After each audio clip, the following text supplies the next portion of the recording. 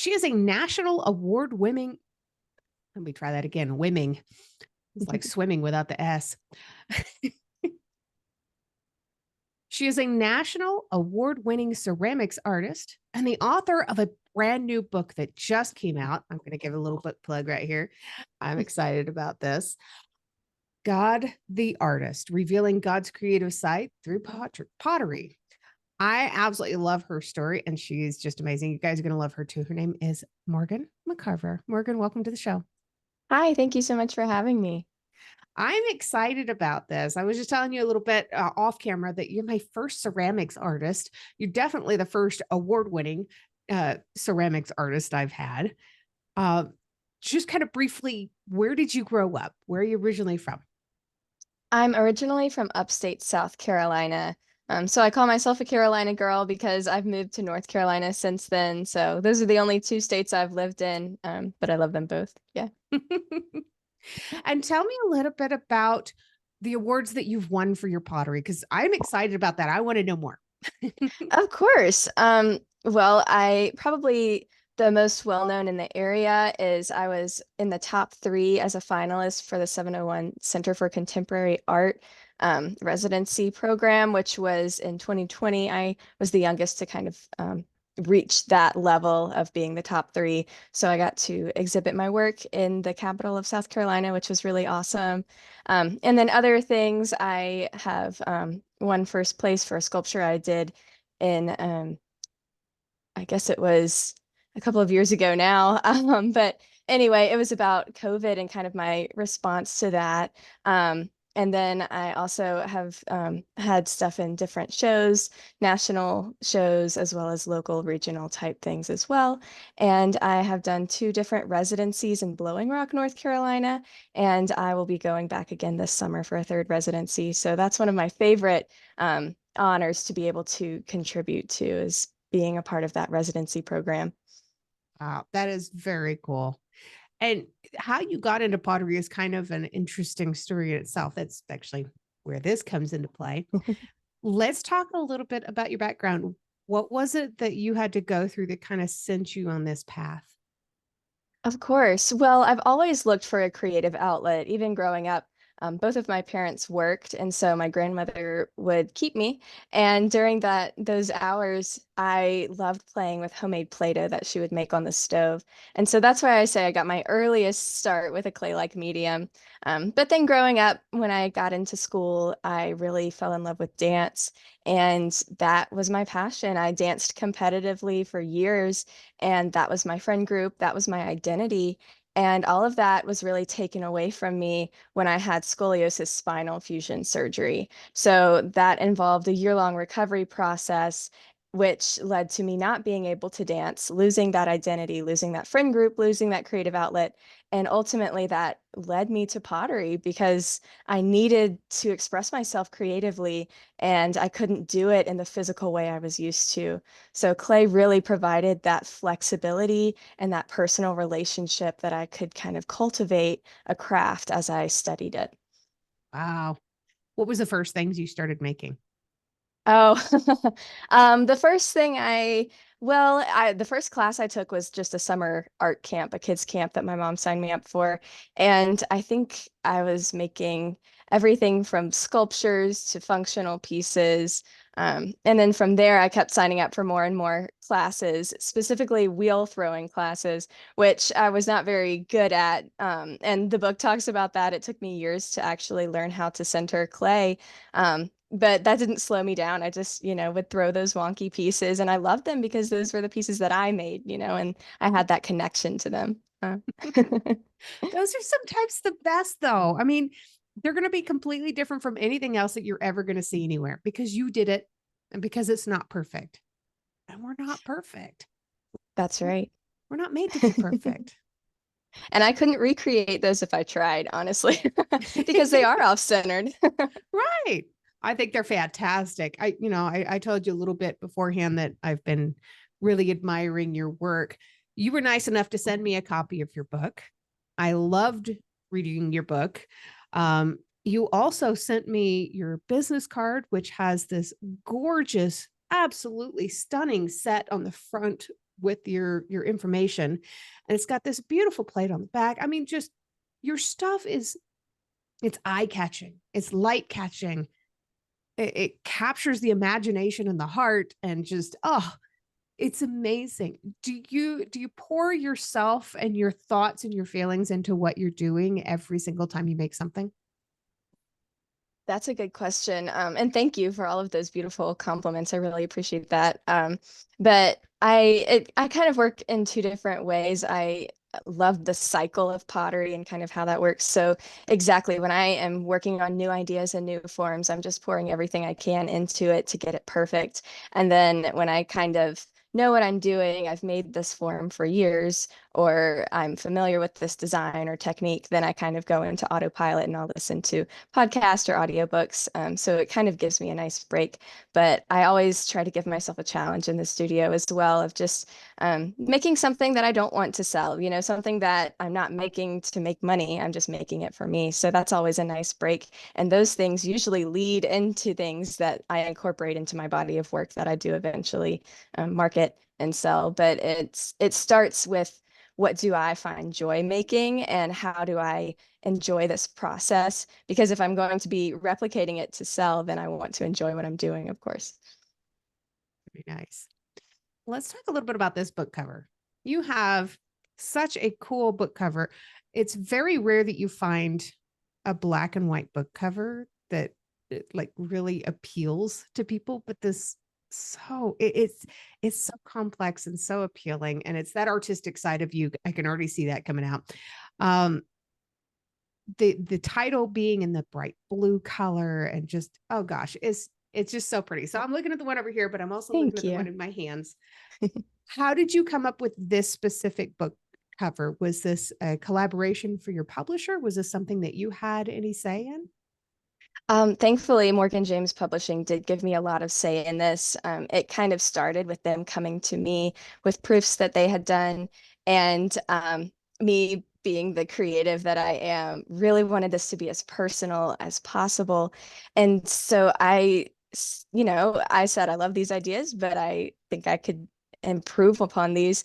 And that really brought me back into the studio, specifically doing things to take photographs, because when I'm in there, I'm not thinking about how to perform appropriately for the camera. So that picture, actually, those are my hands, and I took that picture by putting my phone setting on a timer and putting my phone in like the pocket of my apron and bending over the wheel a specific way to snap that photo in the moment. Um, but yes, that blue is derived from the blue I use in my pottery. So there's all these little elements that are kind of brought into that, as well as different Easter eggs on the cover. For example, you see my signature stamp in the upper left, and I do go into that in the book as well, talking about signature stamps and what that means for a potter, as well as what that means, how God views us and signs his work, his masterpieces, which are us, with his signature. But those are my hands. That is a bowl I'm throwing on the wheel. And I really appreciate Morgan James for just letting me have as much say in this as possible. I basically designed about 4 to 6 covers, this being one of them. And they really liked this one and didn't really change anything. They let me have full autonomy in that way. It stands out. I mean, I have a whole bookshelf of books over beside me, but this one stands out. It's very, very well done. You Thank you. designed it, and it just shows your creativity, because it's not anybody that can just design a book cover. Thank you. So, God the artist, have you always been a believer? I was always raised as a Christian. I was raised in the church, and my parents are both Christians, but I didn't fully commit my life to Jesus until I was about 7 or 8 years old. But when you're that young, your faith is really what your parents make it. So I was being driven to Sunday school, being driven to kids choir, and my faith really didn't become my own until I had that scoliosis experience and realized I was about to go through a very traumatic surgery, and I needed some kind of hope. I couldn't rely on myself, and I couldn't rely on the doctors. And that's really when I started turning to prayer and seeking a relationship with God. Wow. I remember when I was in school, when I was a kid, they had these nurses and doctors that would come in and look at your spine and try to diagnose you with scoliosis. And I remember all of the kids afterwards talking about, oh, I've got it. Did you get it too? Oh, yeah, we both got it. It's so bizarre to look back on that memory and to understand that scoliosis was no laughing matter. Here we were cracking jokes and talking about it like it was a special club. It's rough for the people that really have it. What was your Yes. what was your recovery like? Basically, not everyone has to have surgery. You're right, there are different degrees, but basically, my experience started when I was in fifth grade. My aunt had had scoliosis as a child, so my mom knew what to look for based on her sister's experience. And so thankfully, my mom kind of recognized the symptoms, and that's when I started going to different doctors, getting opinions, and I started wearing a back brace to try to hold my spine or at least correct it if it couldn't be corrected, at least hold it in place. And I wore that for 3 years. And as I was growing, hitting that final growth spurt, my spine just kept twisting. And it was a triple S curve. So there was a curve in my neck, my upper spine, and my lower spine. Um, and they were varying by degrees and they were progressing and they were rotating. So my lungs, I wasn't able to get a full breath of air. There were different things. My organs were going to start being affected if this was left untreated. So I did have to have the surgery. I was 14 years old. This was back in 2011. And it was a really long recovery. I don't think mentally I was prepared for what that recovery process was going to be like because before the surgery, I didn't really have any pain. And I know everyone's experience is different, but it really was after the surgery, that recovery process, because they had fused my spine with 2 titanium rods and 18 screws, my entire spine. And so it evened out my shoulders, it evened out my legs. So all of these muscle groups and different parts, the tissues that were cut open to reconstruct my back, all of this had to heal and it took time. And it was a year-long process. And during that time, pretty much my whole life had changed. Wow. There's a part in your book where I was reading. For people who have the book, they can follow along. But there's one particular paragraph when I opened up, it reminded me of something from my past. So I want to read that real quick, if you don't mind, and then share Of something from course. my past.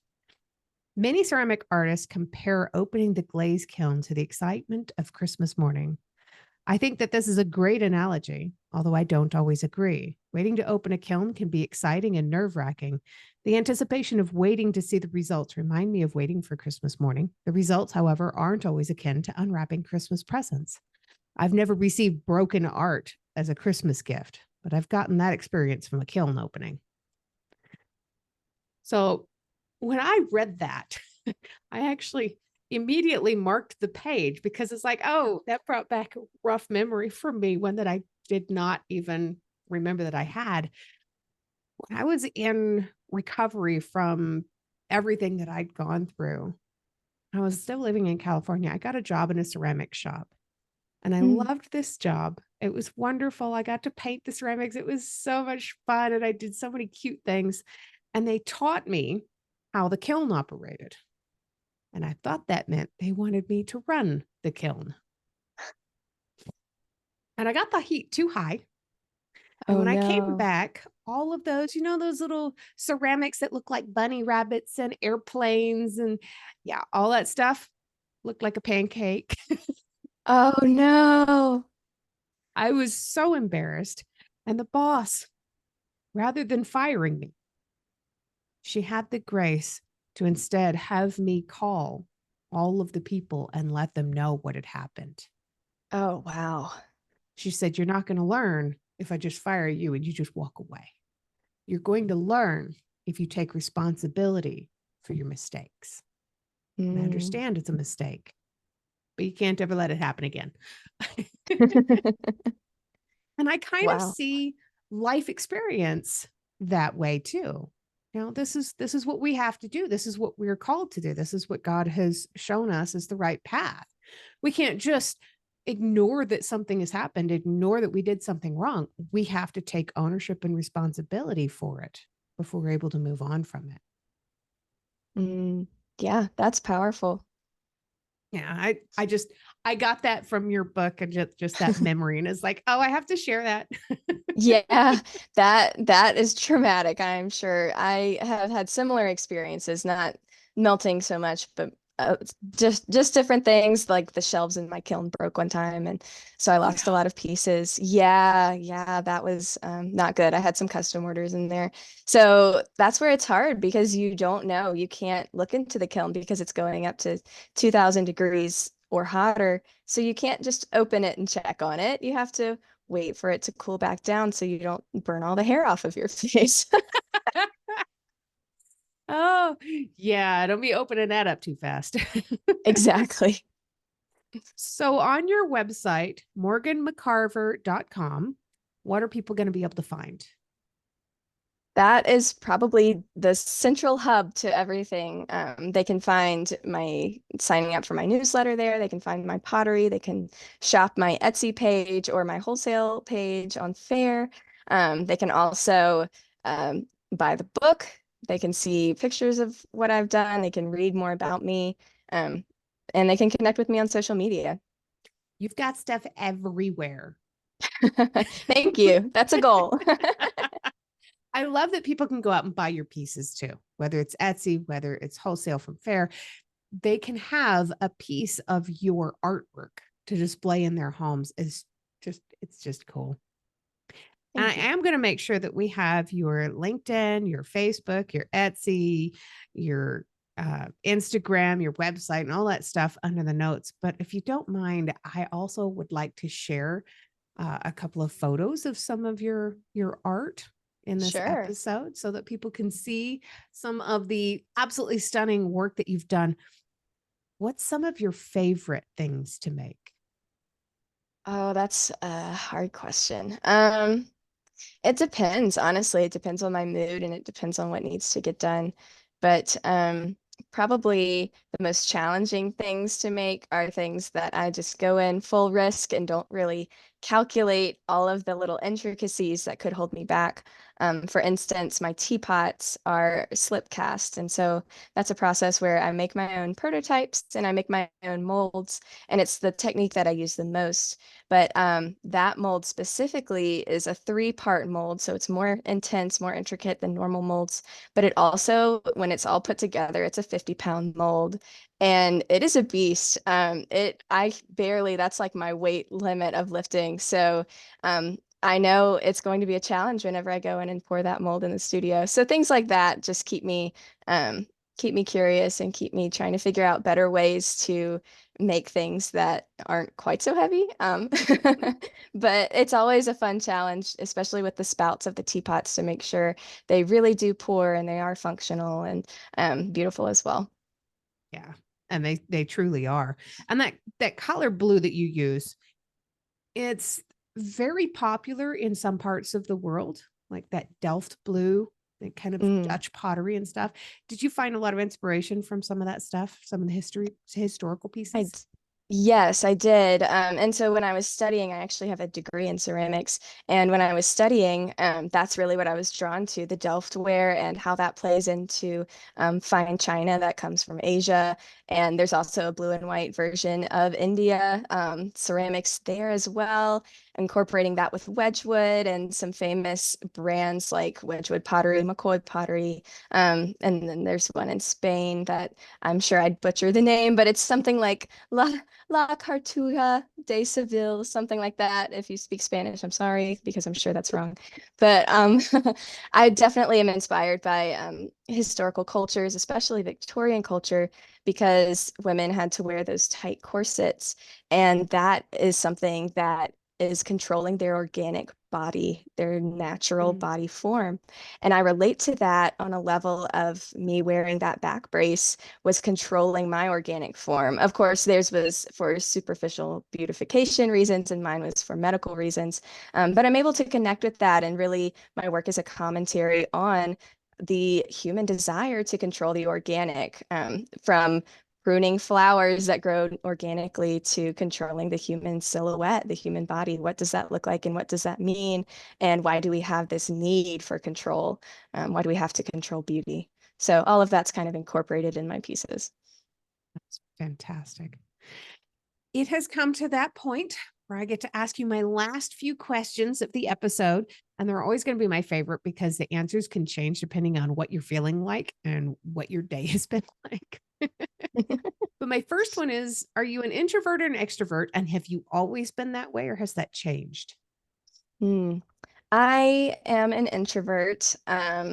I definitely became more of an introvert after my surgery because I had to carry a pillow around to classes and I wasn't allowed to carry my textbooks because I couldn't lift anything over 10 pounds for a year. So that meant I had special treatment, so to speak, in the classroom. I had textbooks there for me, so I wasn't carrying a backpack around.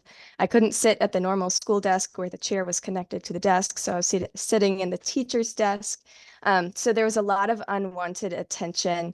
My classmates and my teachers were great. It wasn't a bullying situation, but it was just unwanted recognition. And especially entering high school as a teenage girl with body image issues anyway, that's a natural form of growing up. And then with the back issues on top of that, I definitely became more introverted. And I actually didn't really talk about my scoliosis surgery for over a decade because I was just so uncomfortable with it and I wanted to be normal and I didn't want people to know.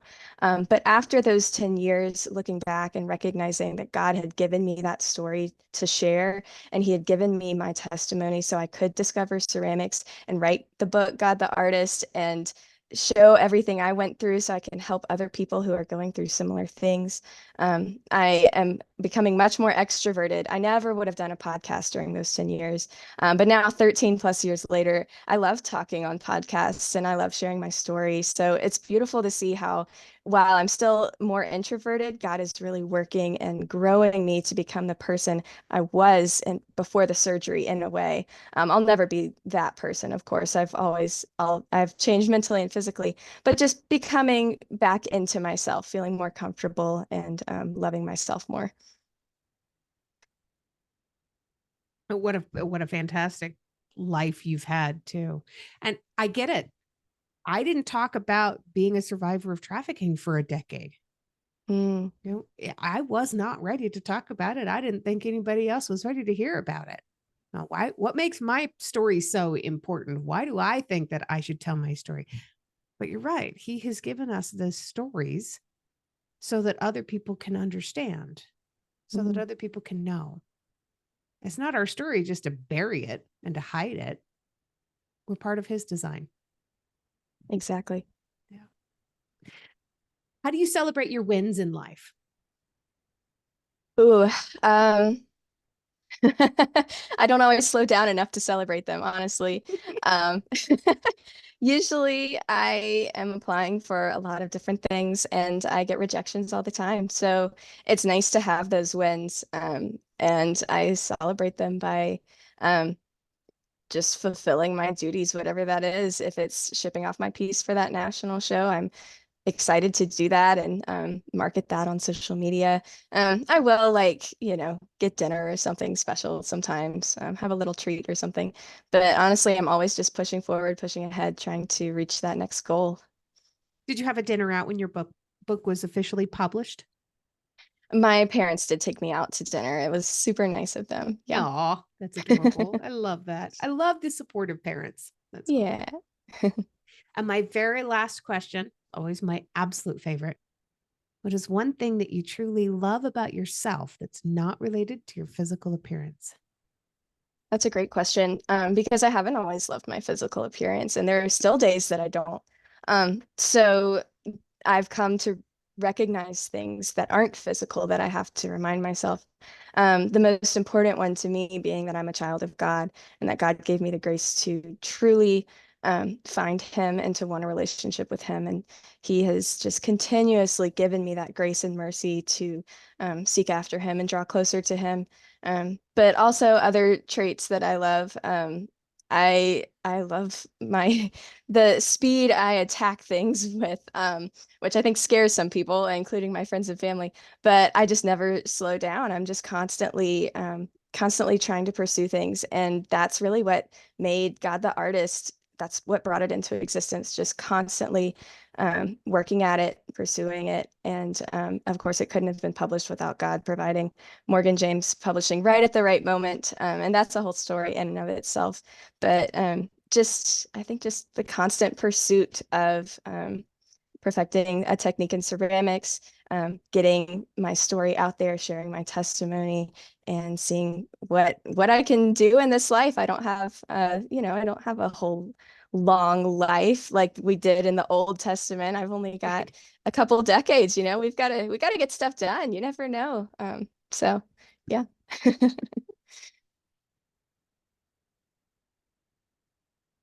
Why is it so important to be creative? Why did I write this book on creativity? Because being creative reflects God's nature. Simply, it honors our Heavenly Father. From our earliest ages, we are encouraged to be creative. We are taught silly songs, how to dance. Itsy Bitsy Spider is one of the first songs we ever learned how to sing, complete with hand motions too. Why? Sure, its underlying theme is about perseverance, but a 2-year-old won't pick up on that automatically. When they first experience, it's the creativity and fun. We are given a box of crayons or maybe some watercolor paints. Our parents might stick us in a ballet class. We build forts in our living rooms out of pillows and sheets. I doubt you can go a day in kindergarten without being creative. It's ingrained in our nature.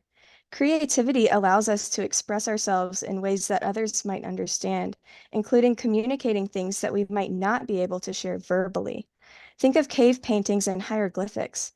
Pictures are some of our earliest forms of communication and record keeping.